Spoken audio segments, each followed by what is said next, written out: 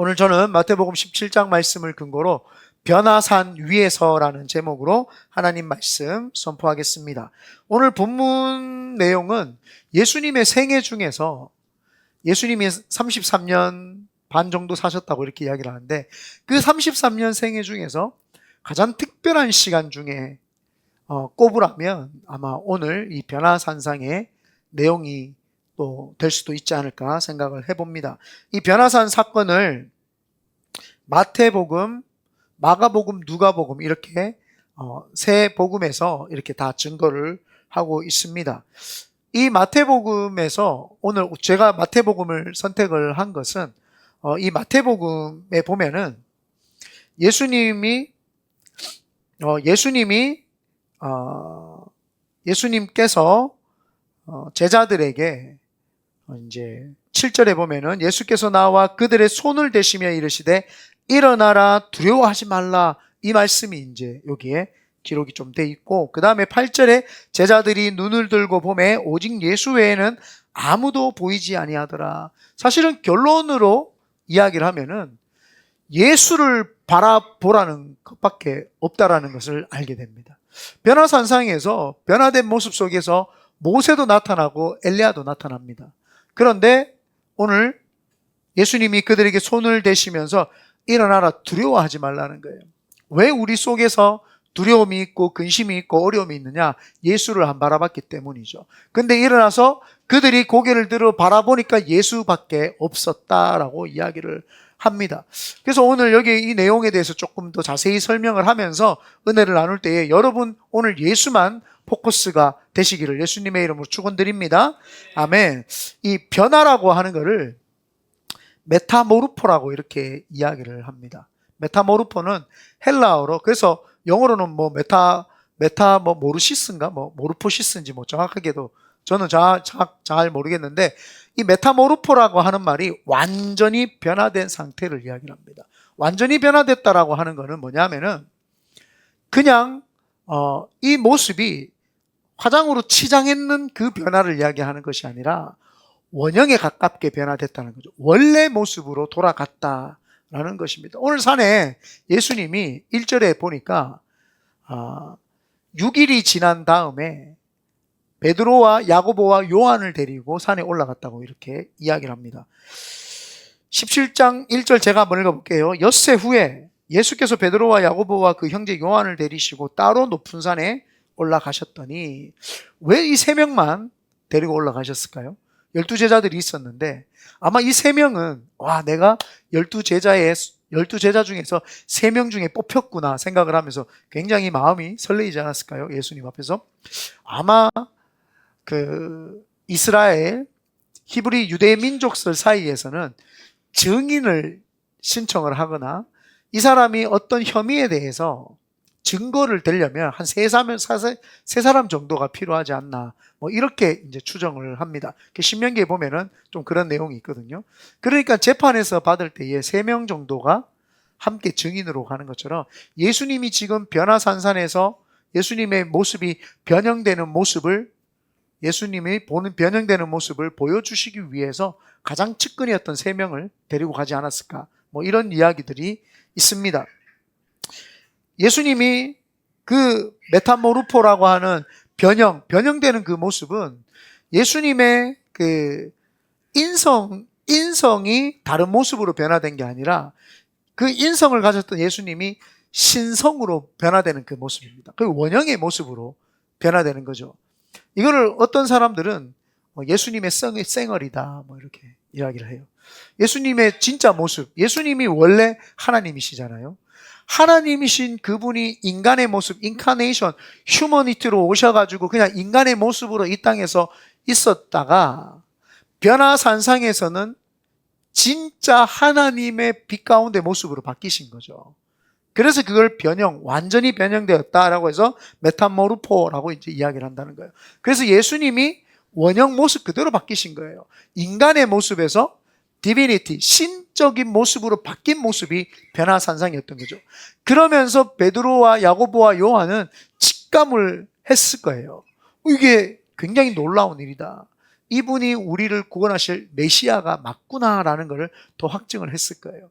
그런데 여기 지금 이 제자들을 데리고 갔던 산을 신학적으로 보면 헐몬산이라고 이렇게 이야기를 해요.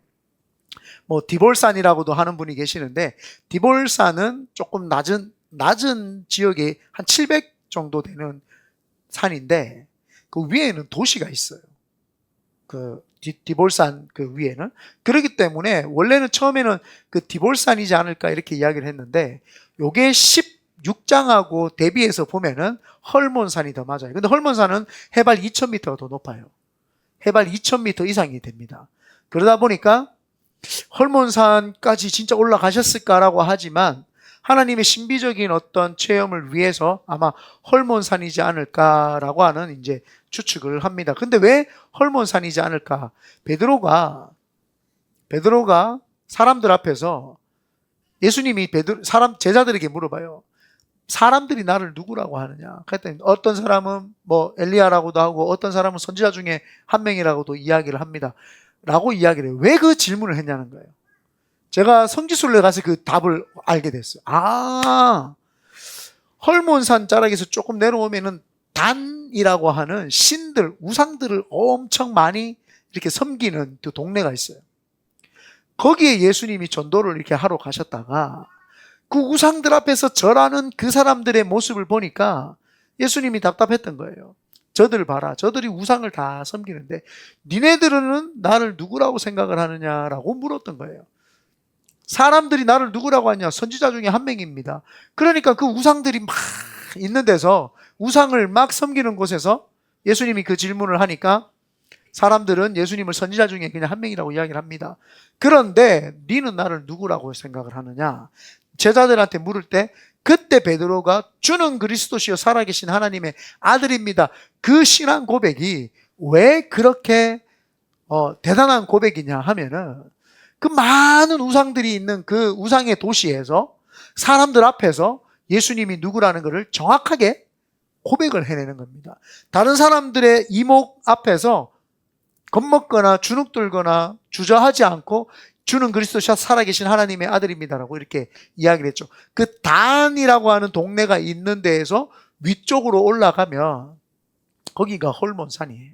그러니까 16장에 보니까 베드로의 고백이 있고, 그런 다음에 17장에 변화산상이 있는 걸 보니까 헐몬산이지 않을까. 그래서 2절에 보면은 그들 앞에서 변형되사 그 얼굴이 해같이 빛나며 옷이 빛과 같이 희어졌더라. 예수님의 얼굴이 변형된 거예요, 지금. 완전히 지금 변형이 됐는데, 완전히 인간에서 완전히 신적인 존재로 변형이 됐어요. 변형이 됐는데 그 얼굴이 해같이 빛났다, 이렇게 이야기합니다. 예수님, 하나님을 우리가 이야기할 때 원형적인 빛으로 이제 이야기를 합니다. 모세가 출애굽기에 보면은 시내산에 올라가서 하나님 말씀을 받다가 얼굴이 빛과 같이 이렇게 비쳤어요. 그때 그가 사람들이 그 모습을 보고 깜짝 놀라니까 수건으로 얼굴을 덮었어요. 그죠? 그러면은 모세도 예수님도 선지자 중에 한 명처럼 얼굴에 빛났던 거 아닙니까? 그렇지 않습니다. 예수님의 빛은 스스로 발광하는 원형의 빛이었고, 모세는 하나님의 빛을 반사시키는 반사 형태의 빛이 났던 거죠. 하나님을 만나고 나니까 그 사람의 기분이 너무 행복하고 하나님이 은혜가 주시니까 얼굴이 너무 밝아지는, 하나님으로부터 오는 그 반사되는 빛이 있었고, 그리고 수건을 덮었을 때 빛이 가려졌어요. 그런데 예수님의 빛은 원형이다 보니까 얼마만큼 그 빛이 대단했냐면은 옷까지 희게 만들 정도로, 오늘 2절에 보니까 그들 앞에서 변형되사 그 얼굴이 해같이 빛나며 옷이 빛과 같이 희어졌더라. 옷을 투영해버리는, 옷을 뚫고 나가는 정도의 빛이 이제 있는 그 정도였던 빛이죠. 그래서 모세하고는 차원이 다른 빛을 예수님께서는 이제 빛을 보이셨죠. 그래서 예수님을 이제 빛으로 묘사하시고 요한복음에도 예수님을 빛이라고 이제 이야기를 합니다. 오늘 그 빛 앞에 여러분 나가기를 바랍니다. 그래서 여러분들 사도 바울이라고 하는 사람도 다메섹 도상에 가다가 그 하나님의 원형적인 빛을 만나게 되고 그 빛 앞에서 눈이 멀어버리는 그런 일이 있었고, 저도 개인적으로 그렇게 하나님을 만났고, 빛을 통해서 하나님이 여러분들에게 오늘 역사해 주실 줄 믿습니다. 그래서 꿈을 꾸든지 여러분이 환상 가운데 들어가든지 빛이 강력하게 여러분한테 임하면 하나님 지금 나를 찾아와 주셨고 만나 주셨구나라고 믿으셔도 무방하리라 생각을 합니다. 그래서 그 빛과 같이 이제 빛났어요. 그런데 여기에서 이제 자기 정신이 아닌 사람 한 명이 이제 또 등장을 합니다. 베드로입니다. 베드로는 주는 그리스도시요 살아계신 하나님의 아들입니다 할 때도 바요나 시모나 그거 알려준 건 네가 아니다, 네 정신 아니다 이렇게 이야기를 했어요. 그런데 그때는 그래도 신앙의 고백적인 거를 정신없이 성령님이 가르쳐 줬는데, 지금은 혼이 나가서 혼비백산해가지고 정신없이 이제 이야기를 하는 거예요. 보니까 모세도 있고 엘리야도 있고 예수님하고 대화를 나눠요. 예수님하고 대화를 나누니까 베드로가 거기에 황홀경에 깜짝 놀란 거예요. 아마 그들이 모세를 본 적도 없고 엘리야를 본 적도 없어요. 그런데 어떻게 모세인지 엘리야인지 알았을까요? 아마 옷차림새나 아마 그들이 알고 있는 묘사되어졌던 모세나 그 엘리야에 대한 그들의 어떤 그 이미지가 아마 있었으리라 생각을 합니다. 그 모습을 보고 예수님하고 대화하는 모습을 보니까 이 베드로는 착각을 했던 거죠. 그래서 그 모세하고 그 베드로는 정신이 없는 거예요. 그 황홀경을 본 순간 모세하고 엘리야하고 예수님하고 동격으로 생각을 해버립니다. 그러니까 하나는 모세를 위해서, 하나는 엘리야를 위해서, 하나는 예수님을 위해서 집을 지으시지요 라고 이야기를 합니다. 이거 제정신으로 하지 않았어요. 마가복음에 9장에 보니까 9장 6절인데, 이는 그들이 몹시 무서워함으로, 다시 5절부터 읽을게요. 베드로가 예수께 고하되 랍비여 우리가 여기 있는 것이 좋사오니 우리가 초막 셋을 짓되 하나는 주를 위하여 하나는 모세를 위하여 하나는 엘리야를 위하여 하사이다 하니, 이는 그들이 몹시 무서워함으로 그가 무슨 말을 할지 알지 못함이더라. 자기가 무슨 말을 하는지도 지금 모르고 그냥 막 말을 하는 거예요. 정신없는 거죠. 예수님을 모세와 그 엘리야의 동격으로 생각을 했던 거예요.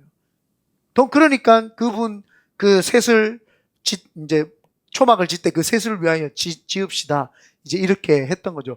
황홀경이 사람들이 너무너무 황홀경에 오면 사람들이 너무 기분이 붕 뜨고 이 사람들이 뭐라 그러죠? 여기에서 떠나고 싶지 않는 어떤 그런 마음이 생겨요. 우리에게 반드시 이런 황홀경을 경험하는 체험신앙이 반드시 필요합니다. 그런데 그거는 일시적인 거예요. 거기에만 머물러서 신앙생활을 하려고 하는 사람들이 있다니까요. 이거를 무슨 말을 제가 매번 이야기하는데, 이거를 우리가 이거를 신비주의다 이렇게 이야기를 합니다. 자꾸 황홀경에만 빠져가지고 거기만 살려고 그러는 거예요. 주님이 초막셋을 짓때 여기 지읍시다 할 때 주님이 뭐라고 하냐고, 우리는 빛과 소금의 역할을 감당하러 와야 된다고 마가복음 9장으로 이제 내려갑니다. 산에서 내려갑니다. 그래서 산에서 내려가서 그 귀신 들린 아이의 아빠를 만나서 그 치료해주는 장면이 나오죠. 우리는 신앙생활에서 황홀경이라고 하는 신비체험이라고 하는 것이 얼마나 신앙에 도움이 되는 줄 여러분들은 다 잘 아실 줄 믿습니다. 저도 잘 알고 있죠. 그 신비체험은요 반드시 해야 됩니다. 그 신비체험을 하면 그 사람이 신앙에서 좌우로 우르나 흔들리지 않죠. 내가 하나님을 만난 체험이 있으니까. 그런데 그 이상을 뛰어넘어야 되는 거예요. 그 이상을 뛰어넘어서 우리가 세상의 빛과 소금의 역할을 감당하기 위해서 매일매일 말씀을 쫓아가는 삶, 예수 그리스도만 바라보는 삶, 그 삶을 살아야 되는데, 많은 사람들이 신비체험을 한번 하고 나니까 그게 너무 좋으니까 그 신비체험만 계속 요구를 하는 거예요. 그러다 보니까 신비주의로 빠지게 되죠. 그런데 신비체험을 못하면 그거는 신앙이 힘들어지는 거예요. 신앙생활을 할 때에 내가 뭔가를 잡아야 되는데 잡을 수 있는 체험적인 간증이 없단 말이에요. 그러니까 그냥 물에 물 탄 듯, 술에 술 탄 듯, 기름에 기름인 듯 그냥 그렇게 사는 거죠. 그냥 신앙생활을 하면 교회만 나오면 되는 줄 알고 그렇게 살아가는 거예요. 그래서 내가 신비 체험은 반드시 해야 될 줄 믿습니다. 그래서 오늘이 그날이죠. 오늘이 산에 와서 하나님 앞에 기도하고 기도원에서 기도를 하는데 그냥 왔다가 오늘 아유 오랜만에 또 산에 오니까 좋네. 공기가 좋네. 아이고 깜깜한데 별들이 많네. 그거 보라고 여기 부른 거 아니에요. 아멘. 그거 하라고 오는 게 아니고 내가 그때 예전에 신비 체험했던 거 다시 하나님 신비한 것들을 내가 체험을 하기를 원하고 하나님의 그 나한테 따스하면서도 아주 깊이 있는 음성을 들려주시면서 내가 너를 사랑한다고 말씀하셨을 때 그 음성 주님 다시 들려주셔서 제가 신앙생활하기에 다시 산에서 내려가서 이 땅에서 회사 생활하고 직장 생활하고 사업을 하든 공부를 하든지 내가 그때 능력의 삶을 살기 위해서 이 신비 체험을 다시 회복하기를 원하오니 오늘 주님 산에 왔으니까 저에게 오늘 신비한 체험을 달라고 여러분 그렇게 기도해야 될 줄 믿습니다. 이때 제자들이 예수님이 누군지 인식 잘 못해요. 예수님은 모세나 엘리야하고는 레벨이 같은 분이 아니잖아요. 왜 모세하고 엘리야가 여기 대표적으로 나타났을까요? 모세는 율법을 이야기를 할 때에 모세를 이야기를 하죠. 엘리야는 선지자를 대표하는 격이 됩니다. 그래서 모세는 율법의 대표격이고 엘리야는 선지자의 대표격이죠. 율법과 예언의 말씀을 선포하는 선지자 이 둘이 모든 것들을 완성하시는 분이 예수 그리스도신 거예요. 그래서 이 세 명이 모여서 무슨 이야기 했는 줄 알아요? 목사님 또 성경에 없는 이야기 있기 때문에 제가 이야기하는 거예요. 성경에 보면은 세 명이 모여가지고 무슨 이야기를 했냐 나와요? 마태복음에는 안 나와요. 근데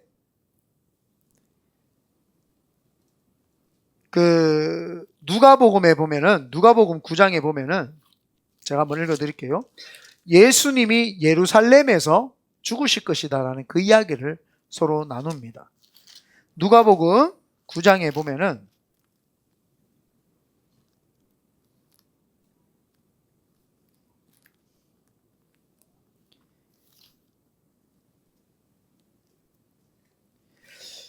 (9장) 29절에서 제가 31절 읽어보겠습니다. 기도하실 때에 용모가 변화되고 그 옷이 휘어져 광채가 나더라. 문득 두 사람이 예수와 함께 말하니 이는 모세와 엘리야라. 영광 중에 나타나서 장차 예수께서 예루살렘에서 별세하실 것을 말할세. 베드로와 및 함께 있는 자들이 이렇게 나옵니다. 예수님하고 모세하고 엘리야하고 모여가지고 이야기한 게 아마 모세하고 엘리야가 아마 예수님한테 예우 차원에서 나타나는 것 같아요. 예수님이 한 신성으로 쫙 변화되시니까 모세하고 엘리야가 와가지고 아마 예루살렘에서 돌아가실 것 같습니다. 그렇죠. 제가 예루살렘에서 아마 죽을 것 같습니다. 이 이야기를 지금 했다는 거예요. 이 이야기를 하시고 그 모습을 지켜보고는 정신없으니까 초막셋을 짓대 하고 막 이렇게 이제 이야기를 한 거예요. 그 황홀경 속에 빠져 있는 거죠. 그때 갑자기 구름이 쫙 몰려오는데 원래 하나님의 웨이트, 임재가 임할 때에는 두껍고 약간 어두운 그 구름이 임합니다. 근데 여기에는 하얀색의 구름, 아주 밝은 구름이 이제 임했다고 나옵니다. 말할 때에 5절입니다. 본문 5절에 말할 때에 호련히 빛난 구름이 그들을 덮으며 구름 속에서 소리가 나서 이르되 이는 내 사랑하는 아들이요 내 기뻐하는 자니 너희는 그의 말을 들으라 하는지라. 하나님의 음성이 들리는 거예요. 예수님이 침례 받으실 때 그때 똑같은 음성이 들리죠. 이는 내 사랑하는 아들이요 내 기뻐하는 자라. 그리고 오늘 본문에서는 한마디 더 하세요. 이의 말을 들으라는 거예요. 이는 내 사랑하는 자 아들이요 내 기뻐하는 자니 너희는 그의 말을 들으라 하는지라. 그 음성이 갑자기 구름 가운데, 여러분 한번 생각해 보십시오. 하나님의 임재하신 웨이트가 이 땅에 갑자기 구름 가운데 확 임했어. 다들 놀래가지고 요한이 벙벙한데 그때 음성이 들리는 거예요. 이는 내 사랑하는 아들이요 내 기뻐하는 자라. 그의 말을 들으라. 이 음성이 들리니까 베드로, 야고보, 요한이 깜짝 놀래가 막 고개가 막 엎드려져 가지고 바싹 엎드려져 버립니다. 이 임재, 제가 늘 말하는 웨이트 임재가 이겁니다. 하나님의 임재가 임하면은요, 안 엎드릴 사람이 없어요. 그냥 그 자리에 다 꼬꾸라지는 거죠. 엎드려가지고 고개 들고 있으니까, 고개 숙이고 있으니까 예수님이 그들을 붙잡아서 일어나라. 두려워하지 말라. 놀라지 말라는 거예요. 두려워하지 말고 일어나라는 거예요. 그래서 그들이 그 음성을 듣고 일어나 보니까 예수밖에 없는 거예요. 여기에서 하나님 메시지가 있는 거예요. 모세도 아니고 엘리야도 아니고 예수 말을 들으라라는 그 말입니다. 오직 예수의 말만 들으라는 거죠. 그 임재 가운데 하나님이 눈을 들어보니까 모세도 없고 엘리야도 다 사라졌어요. 오직 예수의 말만 들으라는 거예요. 오직 예수 말고는 우리에게 역사하실 분이 없다라는 거죠. 오늘 예수님께서 이 제자 3명을 데리시고 증인으로서 지금 데려간 거예요. 예수님이 모세랑 엘리야도 봤는데 그 하나님께서 예수님의 말을 들으라고 이야기하셨다라고 하는 증인이 되죠. 근데 이들은 이게 무슨 말인지 이해를 못해요. 언제 이들이 이걸 깨달아요? 오순절날 마가다락방에서 성령이 임하실 때, 성령이 딱 임하면은 그 모든 퍼즐들을 하나님이 한순간에 다 맞춰주시는 거죠. 그래서 우리가 기도원에 와서 해야 될 게 뭐냐면은 성령 충만을 받아야 되는 거예요. 성령님이 임하고 성령 충만을 받아야 되고 성령님과 함께 붙잡혀야 되는 것이, 우리가 아무리 황홀경을 경험을 하고 체험을 한다고 해도 성령님이 가르쳐 주지 않으면 이걸 깨달지도 못하는구나. 성령님이 나의 머리를 뒤통수를 치고 내 머리를 쳐서 깨닫게 해주셔야지만 딱 깨달을 수 있는 거죠. 그래서 우리가 성령을 받아야 되는 거죠. 성령님은 내가 받고 싶다고 받고 받기 싫다고 안 받고 그런 게 아니에요. 그냥 예수님의 말씀대로, 오늘 성경이 뭐라 그랬어요? 그의 말을 들으라 그랬죠. 예수님의 말을 들으면 성령을 받아요. 내가 받고 싶다고 받는 게 아니에요. 예수님이 뭐라고 이야기를 했어요? 너희는 몇 날이 못 되어 성령을 받으리니 모여서 기도하라는 거예요. 기도할 때 성령이 임하는 거예요. 내가 그냥 받고 싶어요 막 사모한다고 받아치는 게 아니라 그냥 성령님이 나에게 오시도록 기도하고 있으면 그분이 오시고 싶으실 때에 오시는 거지, 내가 오늘 기도하니까 무조건 오셔야 됩니다 이런 건 없습니다. 내가 그냥 그 하나님 앞에서 무릎 꿇고 기도할 때에 그때 역사가 있는 거죠. 그래서 우리가 기도라고 하는 거는 언제 성령님을 만날지 모르니까 간절하게 기도를 해야 되는 거예요. 그게 오늘이 될지 내일이 될지 미래가 될지 언제가 될지 모른단 말이에요. 그렇지만 오늘이 내가 성령님을 만나야 될 날이라고 나는 생각을 하고 나는 기도를 해야 되는 것이죠. 그래서 제가 예전에 중국에 있을 때 아마 은욱이랑 누나 이름이 생각이 안 나요. 하여튼 옥먼데, 근데 은욱이랑 은옥인가? 은욱이 아닌데, 하여튼 옥자, 옥순이, 하여튼 뭐예요? 한 번은 은욱이가 이제 최성 목사님하고 제가 방에다가 가둬놨어요. 최성 목사님, 은욱이, 선주라는 자매, 송이, 선주, 이렇게 4명인가 5명을, 수나도 있었나? 방에다가 집어넣고 문을 잠그고 제가 못 나오게 했어요. 성령 받기 전에 나오지 마라. 그리고 중국이다 보니까 방음 다 돼 있다 보니까 창문도 없고 진짜 실 오르락이 하나도 안 들어갈 정도로 깜깜해요. 아마 오래 문 닫고 있었으면 질식에 죽을 수도 있는 뭐 그 정도 문을 닫고 제가 이제 했어요. 옥자도 있었네. 그냥 뭐라고 합시다. 근데 걔도 있었어요. 걔까지 이제 다 같이 이제 집어넣어 7명, 8명 같이 넣었어요. 기도하라 그랬는데 막 기도하는데 그때 은욱이가 동생인데 은욱이가 제일 먼저 하나님을 만났어요. 제일 먼저 하나님 만나고 방언 터지면서 울고불고 회개하기 시작을 한 거예요. 그리고 최혜성 목사님이 받은 거예요. 이 꼬맹이도 받는데 나도 받아야지 해가지고 그때 최혜성 목사님이 20대였거든요. 기도해가지고 받고 그때 다 하나님을 체험을 하는데 이제 어느 순간 돼가지고 문을 열고 나왔는데 걔만 못 받은 거예요. 걔만 못 받아가지고 막 울면서 전도사님 왜 은욱이는 받는데 나는 못 받냐고 막 그렇게 하는 거예요. 그래가지고 하나님이 선물이니까 주실 때 내가 주시겠지 하고는 이제 집을 돌려보냈어요. 돌려보냈는데 다시 전화가 왔어요. 목사님 이렇게 잠을 못 자겠대요. 나는 막 억울해서 자기 동생은 받는데 자기는 못 받으니까 억울해서 난 못 살겠다고 그때 걔가 19살이고 은욱이가 16인가 17살이었어요. 2살 터울링했던가 그랬던 것 같아요.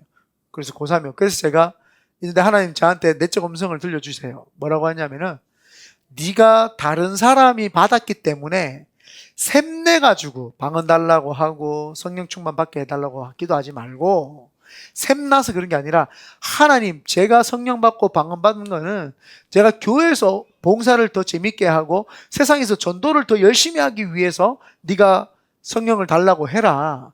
그렇게 하면은 성령님이 지금 이 시간에 네한테 줄 거다. 그래서 네가 지금 결단을 해야 되는 게 뭐냐, 지금 내 돌아오는 주일부터, 걔도 좀 샤이한 애예요. 주일부터 내가 교회 문 앞에 서가지고 주보 나눠주면서 할렐루야 하겠다고 네 마음에 고백을 하고 소원을 하고 기도를 해봐라. 그러면은 봉사를 위해서, 전도를 위해서이기 때문에 하나님이 선물로 주시지 않겠냐. 나도 지금 니를 위해서 1시간 기도하고 작게 하고는 니도 집에서 기도해라. 나는 그래가지고 전화 끊고 엄청 제가 기도했는데 30분쯤 되니까 제 마음이 평안하더라고요. 1시간 기도한다 그랬는데 너무 피곤해서 30분 기도하고 잤어요. 30분 기도하고 자는데 1시간 뒤쯤 내가 전화가 왔어요. 마음에서 목사님, 어쩐 일이고 어떻게 성령 받았나? 그러니까 네 목사님 저 성령 받고 방언도 하고 지금 너무 은혜롭고 막 그래. 잘했다. 그때부터 걔가 이제 교회 봉사하기 시작했죠. 주보 나눠주고 그렇게 했죠. 성령님은 우리가 성령님을 만나고 싶은데 왜 만나야 되는지에 대한 게 사실은 정확하게 있어야 되죠. 예수님이 몇 날이 못 돼요. 성령이 임할 테니까 성령을 받으라. 근데 왜 성령 받으라 그랬어요? 그분이 오시면 의에 대하여, 죄에 대하여, 그 모든 것들을 심판에 대하여 가르쳐 주신다는 거예요. 성령님을 받고자 하는 거는 내 신앙에서 무지한 것들이 좀 깨어지고 회개하고 진짜 하나님이 원하는 삶을 살기 위해서 성령 받으려고 해야 되는데, 느릿릿한 느낌을 좀 받고 싶어서 그냥 뭐 다른 사람 만났다 그래 나도 만나고 싶어서 이렇게 하면은 받을 수가 없는 거예요. 다른 사람 받았으니까 나도 욕심이 생겨서 나도 성령 주세요, 이렇게 하면은 못 받는단 말이에요. 어떻게 해요? 하나님, 저도 겸손하게 하나님 원하는 삶 살겠습니다. 저도 봉사하며 살겠습니다. 저도 전도하면서 살겠습니다. 그러니까 제가 밖에 나가서 하나님을 만난 경험이 없는데 사람들한테 내가 믿는 하나님 너무너무 좋다, 내 만나보니까 방언도 하고 너무너무 좋다, 막 하나님 만나보라고 내 이야기해주고 싶은 경험이 있어야지 여러분 전도도 될 거 아니에요. 봉사도 내가 하나님 만나니까 너무 좋아가지고 봉사를 해야지. 목사님이 시키니까, 교회가 할 사람이 없으니까 막 봉사를 한다. 그러니까 그 봉사가 힘든 거예요. 그러니까 내가 하나님, 그 초대교회 12제자들과 120명의 문도들이 모여서 무슨 기도를 했겠어요? 이제 예수님 부활하시고 승천했으니까 증인의 삶을 살아라 했단 말이에요. 증거하는 자들이죠. 증인의 삶을 살아라.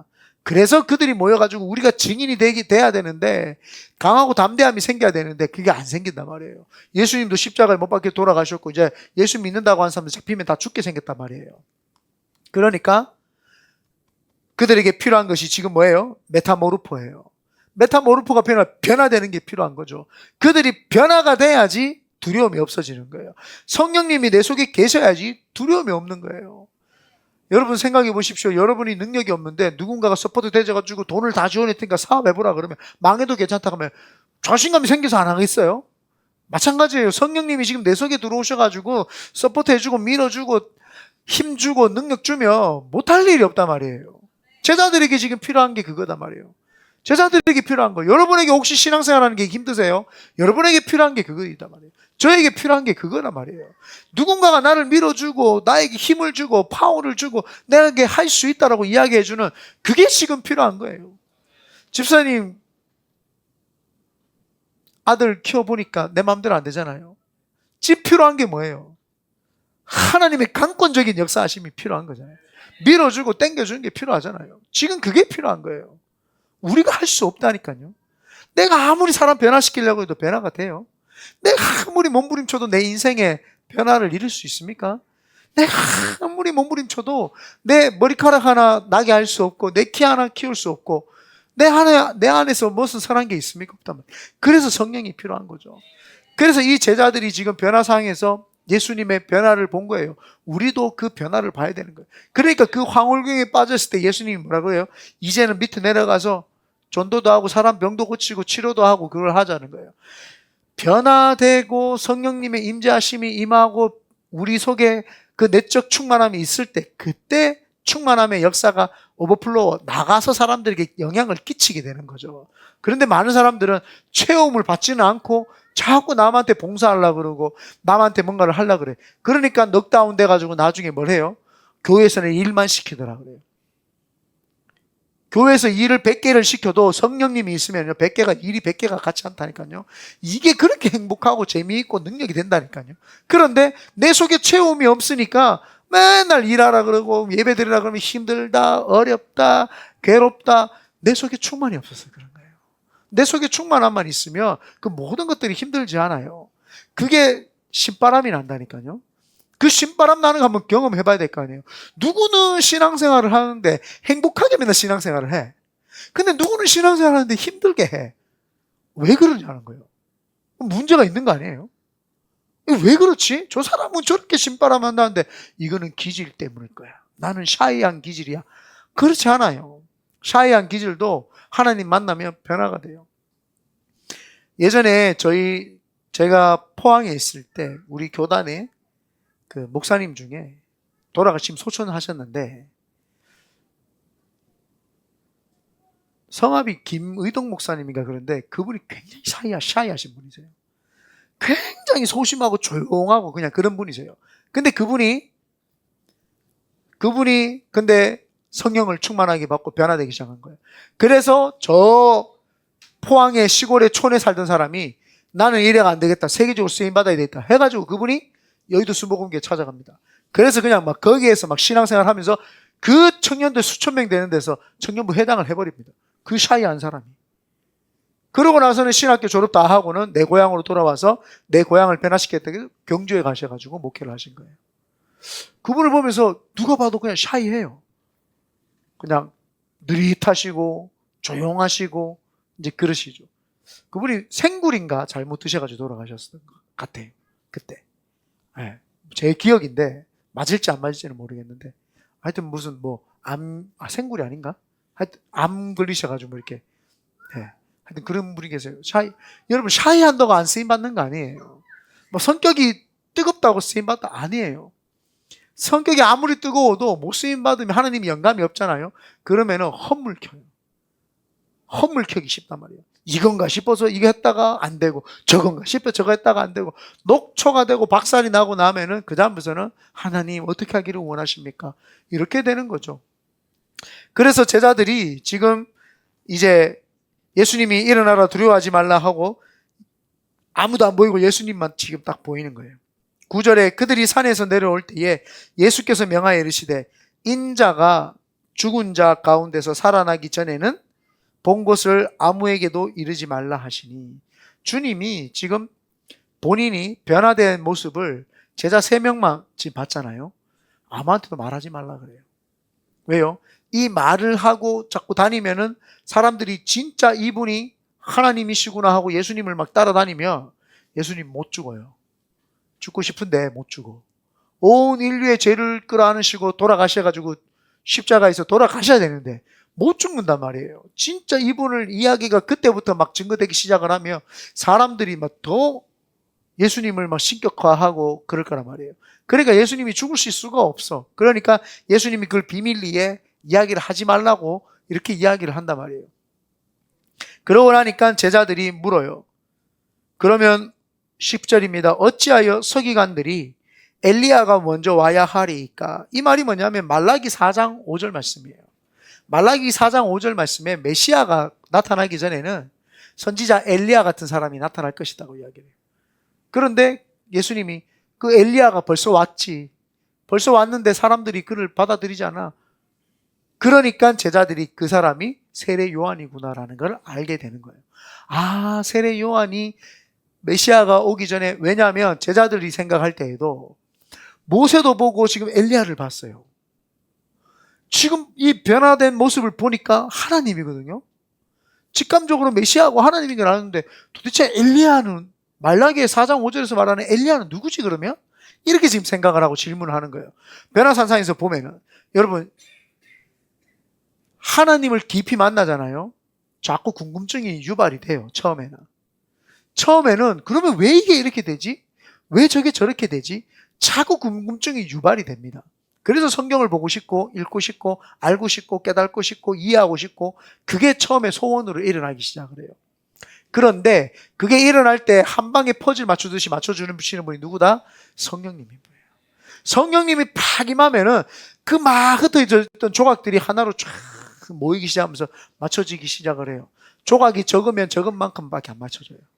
내가 아는 게 어마어마하게 많으면 그 많은 것들이 더 조각으로 맞춰지기 시작해요. 그래서 제가 조금 답답한 게 뭐냐면은 신학 공부만 하시고 영적 체험이 없으신 분들이 목회를 하시면 그분들은 성령을 받았으면 좋겠어요. 그분들이 성령을 충만하고 그럼 그분들이 뭐라고 하냐면은 나도 예수 그리스도를 믿었을 때 성령님이 내 속에 들어왔다. 그런 말 같은 성령 체험 말고요. 진짜 성령님이 나를 팍 만져주는 그 체험을 하라는 거예요. 그 체험을 하지 않으면은 그냥 말로만 이해를 하는 거예요. 성경에 보니까 주는 그리스도 살아계신 하나님 말했더니 성령이 말하지 않고는 그럼 내 속에 성령님이 계신 거 아닌가요? 맞습니다. 성령이 계십니다. 그런데 성령 충만을 받는 거는 그거하고 개념이 달라요. 예수님께서 왜 제자들에게 12제자들 예수님을 직접 본 사람들이에요. 예수님의 제자들은 예수님을 직접 봤단 말이에요. 그럼 예수님으로 모자란 거예요? 예수님으로 모자라니까 성령님이 필요한 거예요? 근데 왜 예수님의 제자들에게 성령 받으라고 왜 그 이야기를 하냐는 거예요. 자, 목회를 신학적으로만 공부를 하고 목회를 한 분들에게 제가 왜 성령 받으라고 지금 이야기를 하냐는 거예요. 그분을 인격적으로 말씀으로 저는 깨닫고 인격적으로 만났습니다. 중요해요. 그런데 진짜 영, 혼, 육, 이 삶 전체 총체적으로 하나님을 확 만나는 게 그게 진짜 하나님을 만나는 거예요. 머리로만 그냥 이해하던 하나님이 피지컬적으로도 만나야 된다니까요. 왜 사람들은 영은 중요하다고 생각하고 육은 안 중요하다고 생각을 해요? 우리는 육체를 가지고 나중에 천국 갑니다. 지금과 같은 육체는 아니에요. 지금과 같은 육체는 아니지만 많은 사람들이 신앙적으로 잘못된 것이 영지주의에 지금도 빠져 있는 경우가 너무 많아요. 영지주의. 이거 초대교회 이단이었어요. 근데 요즘에도 뭐예요? 영적으로 예배 하나님 앞에 영으로 예배 드리면 된다. 영으로 예배 드리는 게 뭔데요? 진리, 말씀과 성령의 인도함을 받아야 되죠. 그래서 말씀을 가지고 그냥 내가 이해되어지고 깨달았다고 하나님 그런 분이시구나 깨달았어요 하고 그분을 찬양하고 높여드리는 게 영적 예배가 아니라 거룩한 산 제물로 드려야 되는 거예요. 나는 머리끝부터 발끝까지 아무것도 없고 나는 죽고 주만 사는 그래서 성령님이 오시면은 내가 죽는 경험을 해요. 내가 지금 이게 죄인지는 몰랐구나. 내가 지금 내 마음대로 생각하고 이거 자체가 죄구나라는 것까지 깨달아진다니까요. 성령님이 내 속에 확 들어오면은 머리끝부터 발끝까지 죄밖에 없구나가 그냥 다 드러나요. 그때 십자가가 자동으로 깨달아지는 거예요. 그냥 이성적으로 십자가를 말씀을 읽고 예수님 나를 왜 죽으셨구나. 안타깝다. 아프셨겠네. 힘드셨겠네. 그분을 생각하니 눈물이 나고 아프고 이 정도 수준이 아니라니까요. 왜 그분만 생각을 하면 그분이 아팠고 힘들었냐는 거예요. 네가 안 죽었기 때문이에요. 성령 충만을 받는다는 것은 내가 죽는 경험이에요. 성령님이 머리끝부터 발끝까지 임하니까 예수님이 나를 왜 죽으셨네 불쌍한 애가 아니라 내가 예수 그리스도께 십자가에 못 박힌다니까요. 그러면서 나는 죽고 내 속에 있는 탄식이 확 올라오는데 그때 방언이 터지고 눈물이 나고 회개가 나고 하는 거죠. 여러분, 그래서 방언을 너무 오해하지 마세요. 그냥 랄랄랄라 뚜뚜뚜뚜 따따따따 해야지 방언인가요? 아니에요. 내가 진짜 성령을 충만하게 받고 내 속에서 회개가 일어나는데 내 속에서 회개가 막 일어날 때 우는 것부터가 저는 방언이라 생각을 해요. 그거는 누군가가 방언을 정의한 적이 없어요. 그렇지만 성령을 받고 방언을 받고 모든 사람들이 통합적으로 동일한 거는 뭐예요? 회개가 일어난다는 거예요. 회개가 있는 거예요. 그런데 어떤 사람들은 왜 지금 랄랄라 뚜뚜뚜 이런 방언을 하느냐, 초대교회 방언은 언어 방언이었냐, 언어 방언을 하든지 랄랄라 뚜뚜뚜를 하든지 회개하면 되는 거지. 회개하고 그 사람이 본어게인 변화돼가지고 하나님 원하는 삶을 살면 되는 거 아니에요? 무슨 방언이 뭐 랄랄라 뚜뚜뚜니 할렐루야니 뭐 그게 뭐가 중요하냐는 거예요. 그 사람이 정신없는데 정신 차려보니까 랄랄라 하고 있으면 그 사람 그렇게 그냥 받았다고. 근데 어떤 사람이 정신 차려보니까 헬로우 하면 그것도 받았다 그냥 하세요. 그냥 그런 사람은 없었지만 나 자꾸 이해가 안 되는 게 그게 뭐가 중요하냐는 거예요. 방언을 받고 안 받고 뭐가 중요하냐는 거예요. 내 속에서 탄식이 나면서 하면 엉엉엉 하면 그런 방언 안 쳐주는 거예요. 어디까지가 방언이에요? 까지는 방언 아니고 라까지는 방언이에요.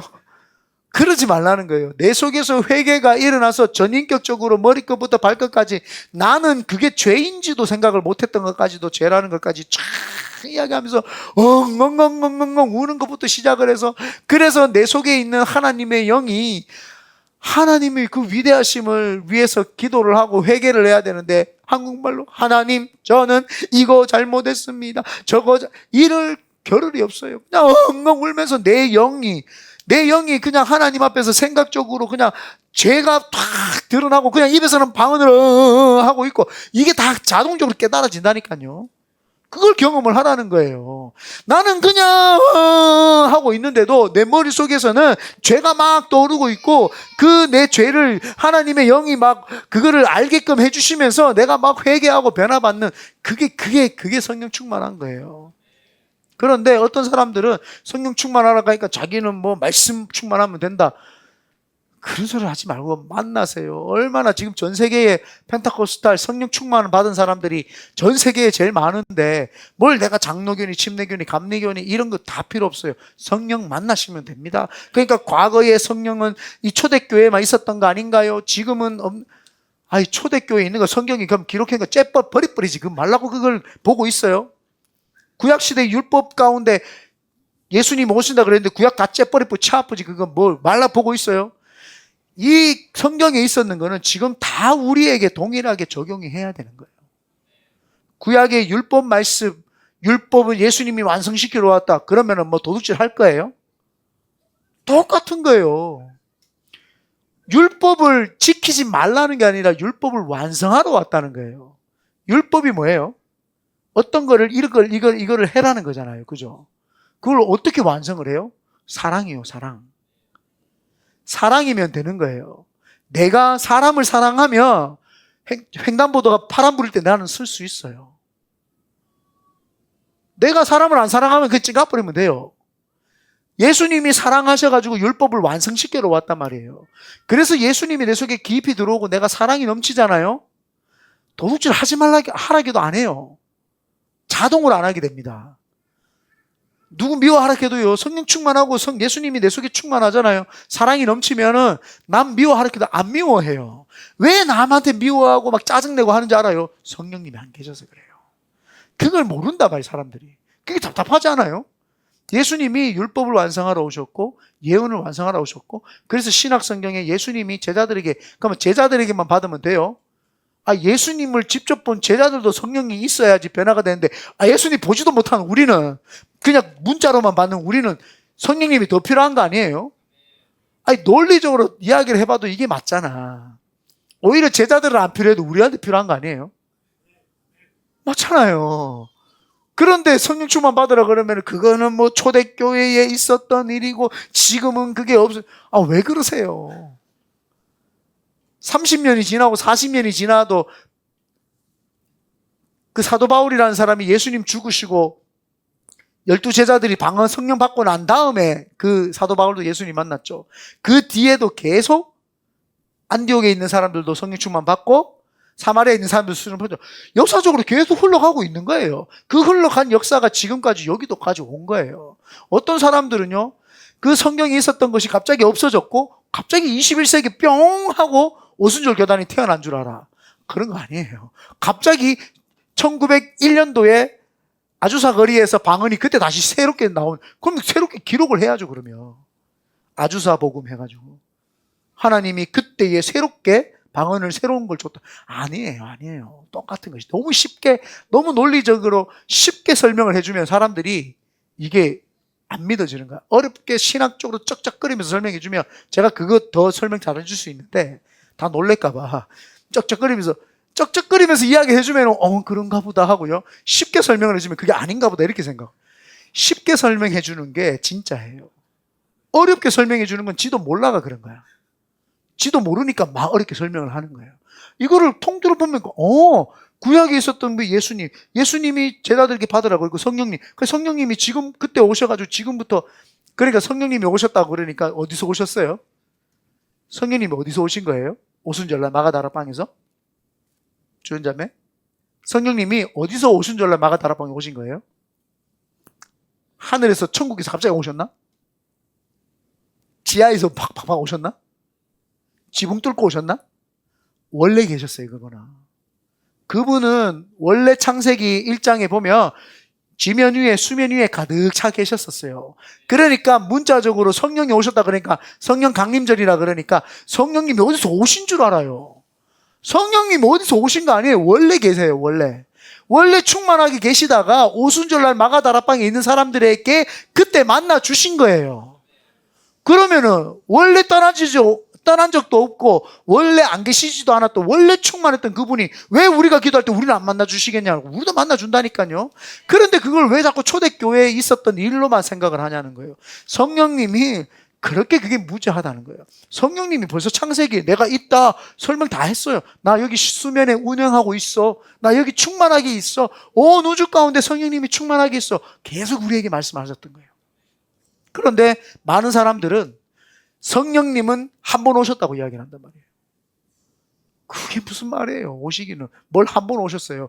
간 적이 없는데, 가신 적이 없는데 언제 오세요? 원래 계셨단 말이에요.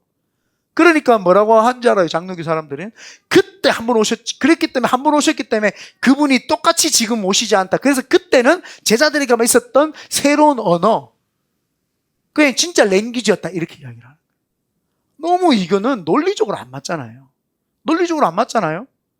왜 가시지도 않은 분이 그때 오셔가지고 그 사람들한테만 랭귀지 언어를 주고 지금 우리한테는 새로운 방언을 주시냐는 거예요. 그 말이 논리적으로 맞지가 않는 거잖아요. 그분은 가신 적이 없었던 그분이 있었고, 그분이 가신 적이 없었는데 그분이 오순절날 마가다락방으로 시작을 해서 그 사람들을 만나주셨고 그 뒤로 계속 만나주시고 지금 나도 만났고 여러분도 만났고 다 만나주시는 거예요. 그분을 누구예요? 사모하는 사람에게. 제자들이 언제 기도했어요? 10일 동안 기도했잖아요. 오순절날 마가다락방 임할 때 예수님이 40일 동안 제자들하고 함께 있었잖아요. 그리고 난 다음에 마지막 10일째 예수님이 기도를 했거든요. 제자들이 기도를 했거든요. 그렇기 때문에 정확하게 이야기를 하면은 한 10일 정도 열심히 기도했던 제자들에게 오순절날 성령님이 만나 주신 사건이에요. 오신 사건이 아닙니다. 어디서 왔냐는 거예요. 어디서 왔는데요? 땅 끝에서 왔어요. 우주 끝에서 오셨어요. 어디서 오셨어요? 원래 계신 분이 우리를 만나 주시는 경험. 내가 필요하다는 걸 알고 예수님이 보내주시겠다고 했으니까 그거를 받는 것 뿐이에요. 그러면 우리도 똑같아요. 그분은 항상 계셨기 때문에 우리가 기도하면 지금 우리를 만나 주시는 분이죠. 근데 그 만났을 때의 표적이 뭐예요? 오순절날 마가다락방에서 그들에게 다른 언어로 말하기를 시작했다. 그게 표적이었잖아요. 그러니까 그러면 우리한테도 똑같이 임한다. 그렇게 받아들이면 쉬운 거예요. 그런데 학자들이 그때는 랭귀지였고 이거는 텅 트위스트는 다른 거다. 뭐 이렇게 이야기를 해요. 참 답답하다. 성경이 벌써 그렇게 다 이야기를 하고 있고 이거를 일맥상통하게 그냥 한눈에 보면 알 텐데 자기들이 못 받았으니까 하는 말이 뭐예요? 지금 방언하는 거는 뭔가 아닌 것 같다. 이렇게 이야기한단 말이에요. 왜 본인들이 신학학자들이 되어가지고 본인들이 체험하는 신앙인이 돼야지. 신학자들이 되면 안 돼요. 신앙인이 돼야 되는 거예요. 내가 하나님을 만나고 하나님을 경험하고 하나님을 체험하는 사람이 돼야지 내가 쩍쩍거리면서 문자를 어떻게 하나님을 문자 하나로 하나님을 이해하고 정의하고 그분에 대해서 정리를 할 수 있어요? 절대 못합니다. 그냥 인간의 언어로서 정리를 했을 뿐이에요. 그리고 이렇게 성령 충만을 했던 사람들이 황홀경에 빠져가지고 아까 이야기했죠. 산에서 안 내려가는 거예요. 산에서 안 내려가고 자꾸 황홀경만 했던 거예요. 그래서 그리스에 보면은 저 산 절벽 자락에 보면은 그 메타모르포라고 하는 교회가 있어요. 우리는 변화돼야 되겠다. 예전처럼 변화되기 위해서 그 산 쪽으로 가야 되겠다. 신비주의적으로 하는 사람들이 잘못된 그 행동이 뭐냐? 계속 기도만 하는 거예요. 계속 기도만 하는 거예요. 계속 기도만 하러 가고 속세와 떨어져 가지고 자꾸 기도 생활하고 운동 생활하고 자꾸 기도원에 들어가 있고 막 그렇게 하는 거죠. 그게 뭐예요? 그거는 예수님의 뜻이 아니에요. 황홀경을 경험한 게 한 이유가 뭐예요? 밖에 나가서 고난 고통 당하면서 전도 시키시기 위해서 미리 황홀경을 만나게 하신 거예요. 왜? 황홀한 경험을 해야지 전도를 할 수 있으니까, 핍박을 받아도 견딜 수 있으니까, 세상에 나가서 빛과 소금 역할을 감당할 수 있으니까. 그런데 그걸 경험을 못하니까 하지도 않아.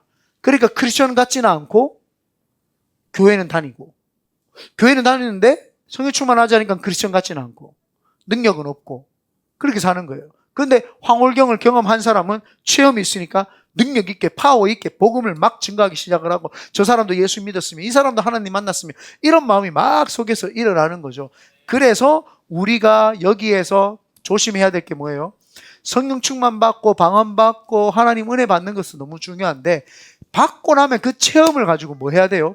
이제 기도, 말씀, 전도, 행함으로 살면서 나아가야 되죠. 그때 하나님의 기름 부으심이 그에게 계속 유지가 되고 남아 있는 거예요.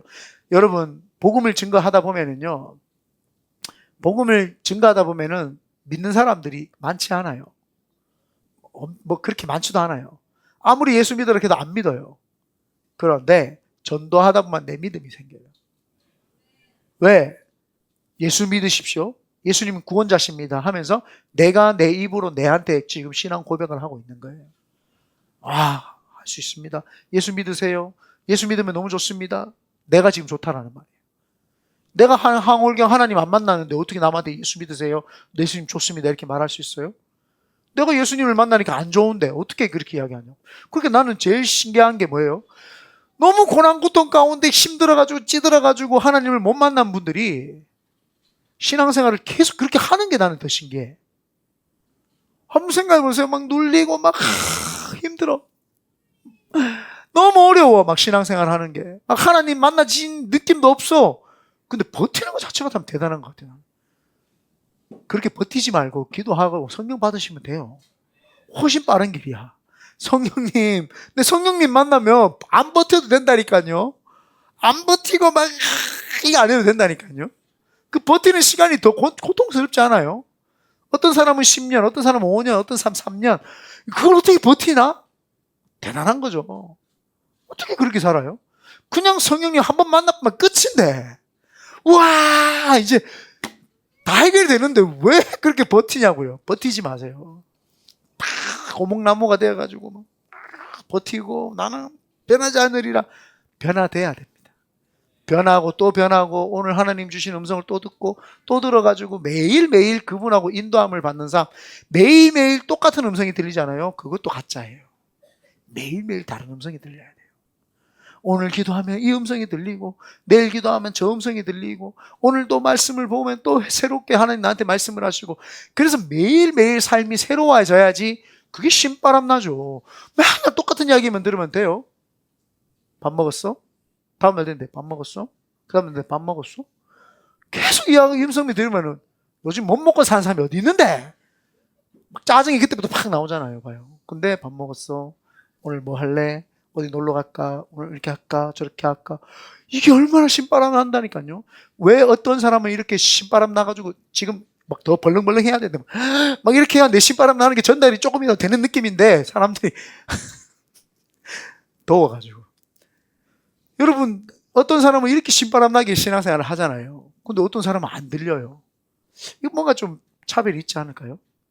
오늘 하나님이 우리에게 이제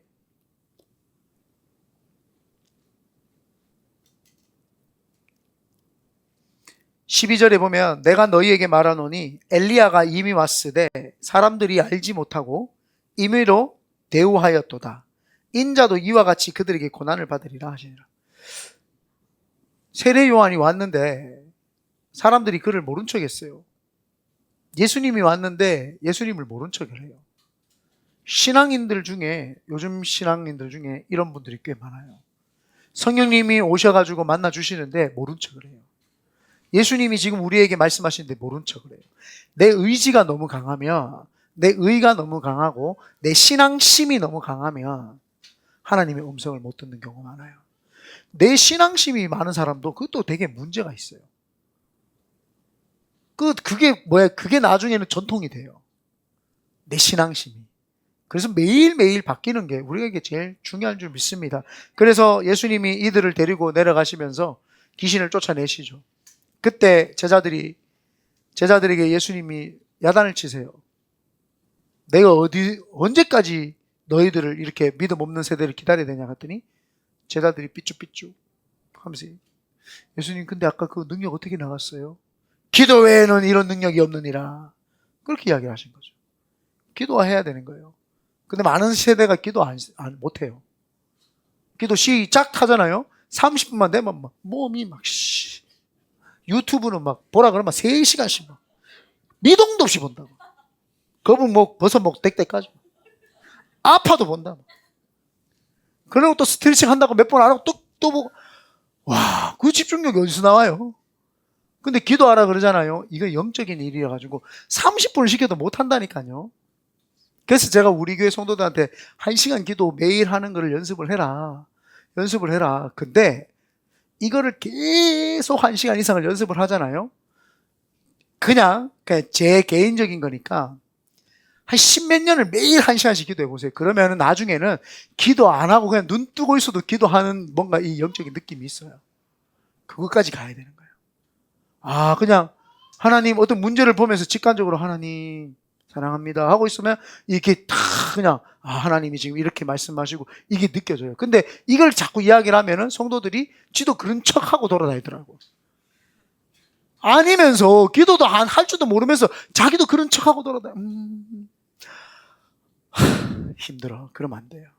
신앙이라는 거는 절대 거저가 없어요. 기도 한 만큼이에요. 한 만큼.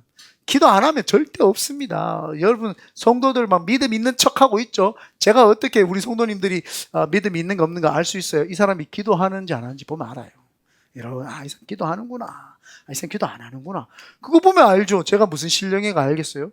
기도하는 사람은 하나님 뜻 가운데 살려고 하고 기도 안 하는 사람은 하나님 뜻 가운데 안 사는 거죠. 그래서 기도하는 거 오늘 이 시간 기도할 때 여기서 한 30분 기도하고 나가서 한 30분 정도? 한 시간 기도할까요? 더 좋은데. 뭐 하여튼 다음에는 우리 막 그냥 날 한번 세보는 철야 한번 해보는 거. 아멘이 없네요. 네, 아멘은 안 하네요. 철야 한번 해보시죠, 우리. 그때 막 졸고 일어나고 막 전사님들 나와가 설교하다가 들어가가 또 기도하다가 또 전사님들 막 자고 막 번갈아 가면서 그래서 새벽 5시쯤 돼가지고 막 다들 막 이래가지고 이제 집에 가보고 그런 것도 경험 한번 해봐야죠. 네, 그때 환상 되게 많이 봅니다. 네? 진짜요? 그때 비몽사몽이어서 환상을 많이 봐.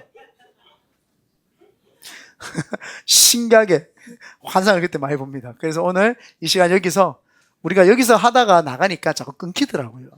뭐 그죠? 기도가 뭔가 끊기니까 여기서 30분 정도는 기도하고 가면 좋겠습니다. 우리 찬양하고 기도하는 시간을 갖도록 하겠습니다.